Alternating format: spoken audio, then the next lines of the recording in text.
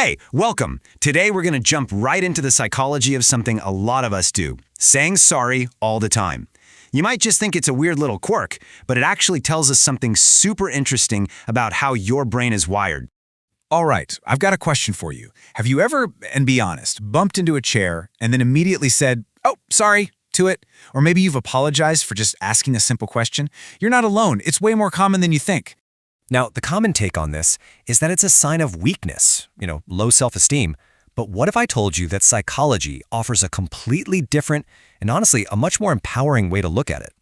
That's right. This whole thing, it's not about weakness. It's actually about having a highly sensitive and deeply attuned nervous system. And that little reframe, it changes everything. So the myth, the thing we all hear, is that it means you lack confidence. But the reality, psychologically speaking, it's much more likely you have a highly attuned nervous system and a really deep awareness of your surroundings, and especially the people in them. Okay, so let's actually break this down. We're going to explore the 7 hidden core psychological reasons that really drive this tendency to over-apologize. First up is what's called high emotional attunement. This basically means you're like a human barometer.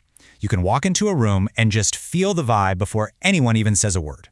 And you use sorry, not because you're guilty, but as a tool to kind of manage and soothe that emotional climate. I mean, it's practically a reflex. It's your brain's go-to shortcut to de-escalate any potential tension and just keep the peace. It's a peacekeeping instinct, plain and simple. All right, reason number 2. You're probably hyper-aware of social signals. You're the one who notices the tiniest shift in someone's tone of voice, that split-second pause, or a little change in their body language that, honestly, most people just don't see. So again, think about it. You're not apologizing because you did something wrong. Your brain just picked up on a microsignal, a hint of a potential disconnect, and it's instinctively trying to fix that connection before it becomes a real problem. This third one, well, it often goes way back to our past. If you happen to develop what's called an anxious or a people-pleasing attachment style, you probably learned that your job was to be the emotional caretaker, always one step ahead, anticipating needs and smoothing things over just to keep your relationships on solid ground. What happens is your brain might have learned this really tough lesson, that your worth is tied to how useful you are, to how well you keep the peace. So, causing even a tiny ripple, a minor disturbance, on a deep, subconscious level that can feel incredibly dangerous. Okay, next reason. This intense feeling of guilt about needing support. If you were in a situation where you had to grow up fast and become fiercely self-reliant, then the simple act of asking for help can feel, well, it can feel wrong, like you're being a huge burden. See, the sorry here isn't about the favor you're asking. You're apologizing for even having a need in the first place. Your brain has created a direct link between needing help and being a burden. Reason number 5 is all about perfectionism. This is really common for people who are deep thinkers or really intelligent.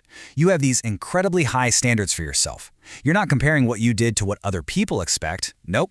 You're comparing it to this impossible, flawless version that only exists in your own head. So, have you ever apologized for something that everyone else thought was amazing? Yeah.